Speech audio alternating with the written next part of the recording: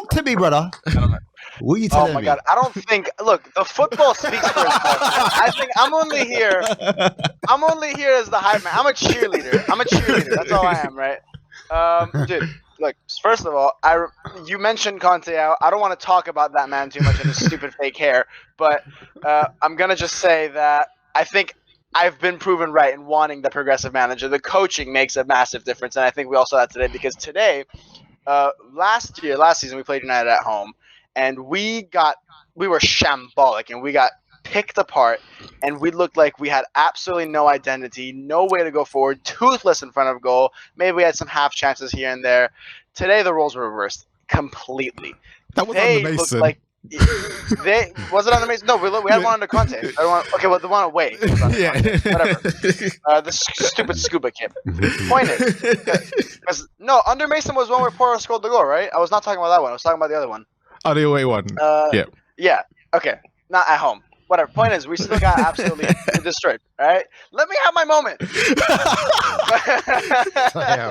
Damn, son. Let me have my moment, man. No, you're not having the moment. Go on, carry on. Point is, today we, especially in that second half, 45 minutes of pure sex. Right? Just where he's going with this. Unadulterated. Right? That's absolutely incredible football. You have the midfield. Like, Conte should be investigated for some sort of form of prejudice. The fact that Skipberg was on the field when Sarr and Basuma were just on the bench. How do you do that as a manager? Today we have two of them absolutely brilliant in the midfield with Madison pulling the strings up top. I don't understand how Conte can see that and then go to Højbjerg and Skip, who Skip stunk it up against Brentford, and then Højbjerg came on and almost made us concede that one goal. So I don't understand what he was thinking there. But forget about Conte. He's in the past. Let's talk about Ange. Carry on. I apologize for my co-host. Go on. Oh, I haven't seen you since then. That's why I thought I'd bring it up. No, but you know what? With all, let's talk real. Let's get real. Let's get real. Yeah, let's get real for a second. Yeah, it's all good to laugh. It's good to banter. Yes, we won 2-0, but we have to admit, with this high line, as much chances as we've created today, as much as we scored 2-0, we are going to concede a hell of a lot of chances. Are we not? And we were last season. What's the difference? You know what I mean? Yeah. You look at a high line and you see most of the modern teams are playing with a high line, and there's pros and cons for both. Obviously, the pro here is that we play brilliant attacking front foot football, and we're always in their box. And the problem with it is that, yes, you can get counterattack, but we first of all have the profile to deal with them. You have ridiculous pace and people like Van de Ven and Udogie, and even Romero and Emerson and Porro are not slow either. They can cover behind. I mean, Rashford got beat in a foot race every time by Van de Ven, even after he nutmegged them. Yeah. Actual. I'm not necessarily worried about some kind of fast break because, yes, we will concede those, and we conceded some unfortunate goals against Brentford, and we could have conceded more that time, and even today they had some chances like you mentioned. But the alternative to that is to sit back in our own half with our thumb up our ass until a deflected goal goes in, which happened how many times last season? So, I'm willing to make that trade-off, and we're still adapting to the system. And with the fact that we played 2 Premier League games, we took last season's probably easily third best team and washed them, right? Even though they do probably look worse this season than last season, we still completely washed them. We look like the team that had been having the coach for 2 years, and they look like they're still trying to figure out what they are, when it's the complete opposite. So you make that trade-off, and once this team gets into gear, this becomes their normal. We get maybe a couple more reinforcements in so we can rotate or whatever, especially next season we have more games. And once this system starts working like a well-oiled machine, it's not the repetitive system that can get found out like the Mourinho or Conte systems, because those systems were so good when they were good, but they're easy to predict.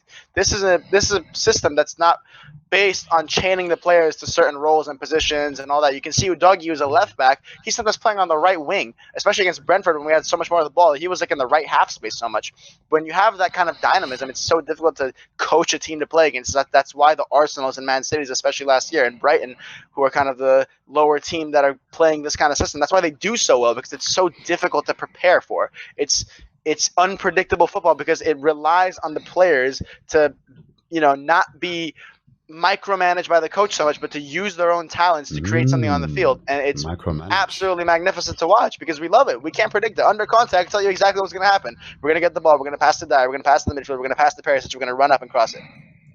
I can tell you every time, right? But I can't tell you what we're going to do every time with the ball here.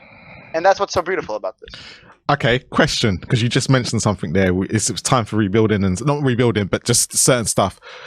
What gets Ange? What does Ange need right now to get us top 4? We're going to say top 4 and a trophy. What does he need anything more, or can he work with what he's got? What does he need to guarantee it? I would say an elite dribbling winger. I think that's the missing piece of the puzzle for me. Right? I've been saying everybody, if I was the one calling the shots, I would take every last penny from the Kane money and chuck it at Brighton for Mitoma. That's what I would do. Right?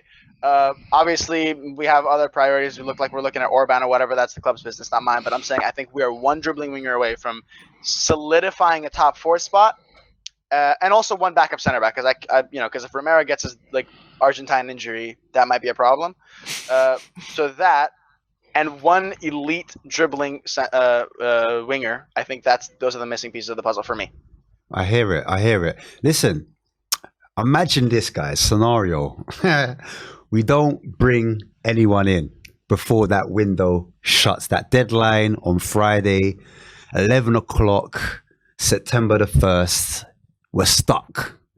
If Richarlison scores 1 goal, do you think that will lead him to scoring 15, 20 goals? Let's go for 15, because that's the best he's ever had in a season. Okay, I'm going to answer that question in a few parts. Go for it. First of all, I think that Richarlison actually had a relatively good game today, despite him not scoring, because in an Ange system, it's actually really difficult for the striker to get a bunch of touches. Furuhashi, which was the Celtic striker last season, had about 15, 16 touches a game. That's just the role you play at striker under Ange. It's not one that you see a lot of the ball. You don't get a lot of service. Most of the time, you get it in congested areas. Most of what it is basically throwing your life at that ball and hoping something sticks. I don't think there's players. I've never seen a player throw his entire life, body, and livelihood at the ball like Richarlison does. No one does it like him.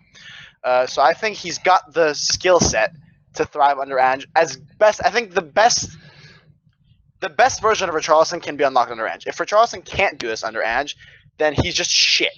But I don't think he's shit. I think he's shown in a Brazil shirt and an Everton shirt that there's a really good player in there. Because getting 13 goals or 15 goals, because I think it was 15 under Ancelotti and 13 under Lampard or whatever it was last season, where they survived barely by the skin of their teeth with Gordon and him. Getting 13 goals in a system like that is genuinely impressive, right? 13 goals at an Everton is not easy to do, because you have players like Ivan Toney, who everyone raves about. He had 20 goals last season. He only had 14 away from the penalty spot. And he's playing in a really good Brentford side. And Richarlison took no penalties that year, where he scored 13 goals. So there is a very good player there who can get you Premier League goals. And I think if he has a major confidence problem, and I think, yes, once he does solve that, especially against teams that give us a little bit more space, a little bit more freedom, maybe not so much like a Brentford or even a Man United, but if we play someone like a Burnley where they try to play on the front foot, I think that is one game where Richarlison can definitely get a goal.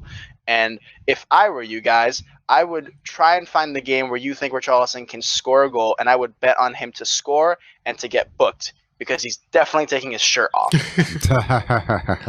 Fair enough. Yeah.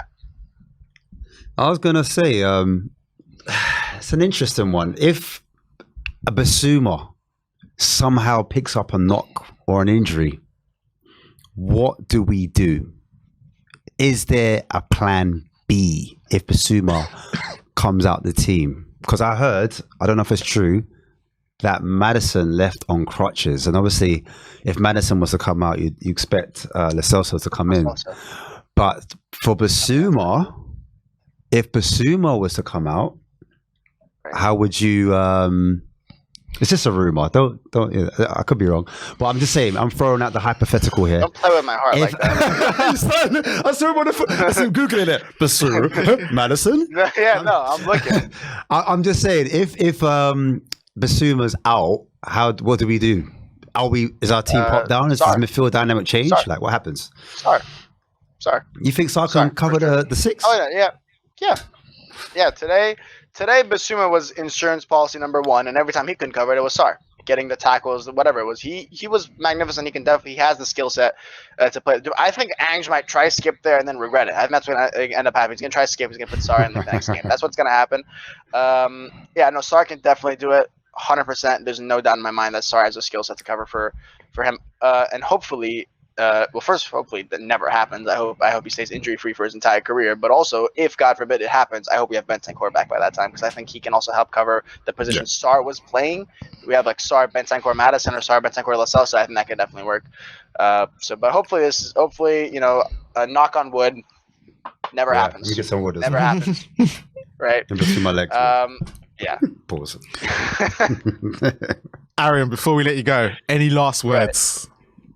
Last words is I want to give a special shout out to 2 people. One of them is my Vicario. Outstanding performance by Vicario. I saw people who were picking apart every little thing they could. People were on his ass for that Brentford game, even though he conceded a penalty and what was borderline an own goal. So I want everyone that was hating on Vicario, and I said it the first game he played against West Ham where he looked a little bit dodgy in preseason, and I said, you really can't judge a goalkeeper. You got to wait about 10 games, see what they're like. How are they as a leader of the back line? How are they coming out for crosses? How are they on penalties? Maybe they're shit, but you're not going to know first game. And I think he has today shown a side of him that he can really save our ass. Some of those saves he made were brilliant technical saves. However, you just said one thing there, right? Coming out for crosses, which he was not great at during the preseason. He didn't have to do that today. So what happens when we play Bournemouth or someone next week who is a weaker side who are going to put crosses in? Are we going to still see? We'll see from there, won't we? So you can't really. You said, we've got 10 games to judge him. He's only done 2. Exactly. One's been iffy for crosses. I think that's the way he falls down anyway as a goalkeeper. That's the bit that lets him down. But everything else he did today, even because he was on his line a lot for the saves. Mm-hmm. So yeah, he was. So like you said, until 10 games in, we can't really judge him. He's done well today. Give him credit where credit's due. But it's when we play the weaker sides, I think, is where we're going to see what Vicario is all about. Exactly. And I just wanted to say, people were writing him off, and I think a lot of the reason people are writing him off is because they're still butthurt about Raya. I genuinely think there's a sector of the Spurs fan base that is that has a stick so far up their ass about losing out on David Raya that they want Vicario to fail, because their love for the club is not as deep not as big as their hatred for Levy or Vicario or everyone. I don't know. That's their problem.